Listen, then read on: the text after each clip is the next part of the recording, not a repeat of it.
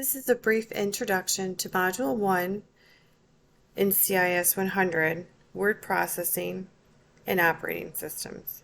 A word processor is a device or computer program that provides for input, editing, formatting, and output of text, often with some additional features. There's been many word processors. Probably ones you're familiar with might be WordPerfect. Was very popular before Windows or Microsoft Office came to kind of take over the world. Most people are familiar with Word, at least some of the bells and whistles that come with it. In front of you, you should see an opening page for a new document in Word.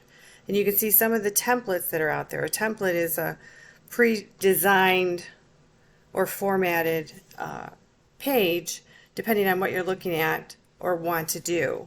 Probably the most popular template I see used is the resume one.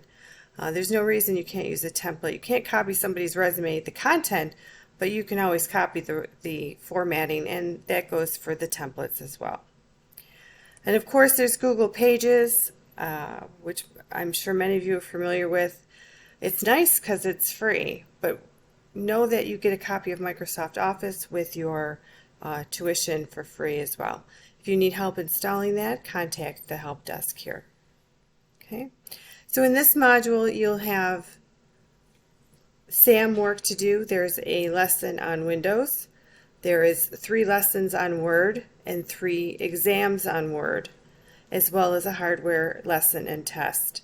It's important that you be able to identify at least some of the components of a PC, the hardware, the things you can touch.